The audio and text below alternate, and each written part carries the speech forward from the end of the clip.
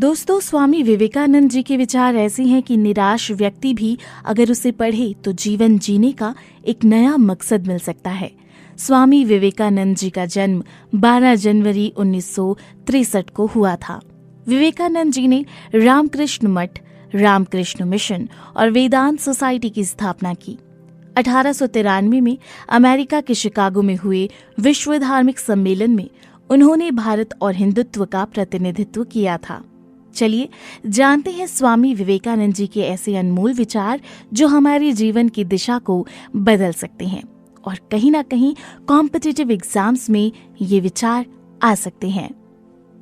उठो और जागो और तब तक रुको नहीं जब तक कि तुम अपना लक्ष्य प्राप्त नहीं कर लेते। जिस समय जिस काम के लिए प्रतिज्ञा करो, ठीक उसी समय पर उसे करना ही चाहिए, नहीं तो लोगों का विश्वास उठ जाता है।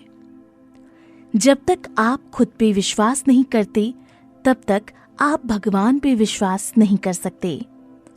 उठो मेरे शेरों, इस भ्रम को मिटा दो कि तुम निर्बल हो। तुम एक अमर आत्मा हो, स्वच्छंद जीव हो, धन्य हो, सनातन हो।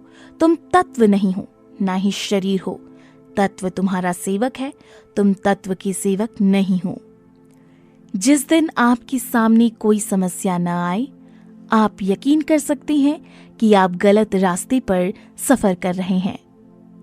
पहले हर अच्छी बात का मजाक बनता है, फिर उसका विरोध होता है और फिर उसे स्वीकार कर लिया जाता है। किसी चीज से मत डरो, तुम अद्भुत काम करोगे। यह निर्भयता ही है जो क्षण भर में परम आनंद लाती है। जो तुम सोचते हो वो हो जाओगे।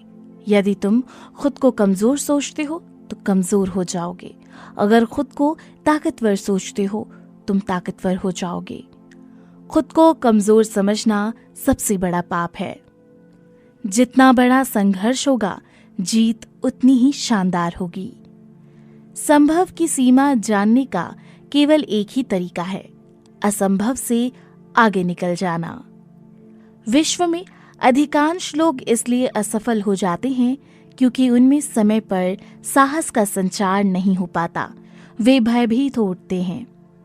किसी मकसद के लिए खड़े हो तो एक पेड़ की तरह, गिरो तो बीज की तरह, ताकि दोबारा उठकर उसी मकसद के लिए जंग कर सको। डर निर्बलता की निशानी है। इंसान को कठिनाइयों की आवश्यकता होती है क्योंकि सफलता का आनंद उठाने के लिए ये जरूरी है। खड़े हो जाओ, हिम्मतवान बनो, ताकतवर बन जाओ।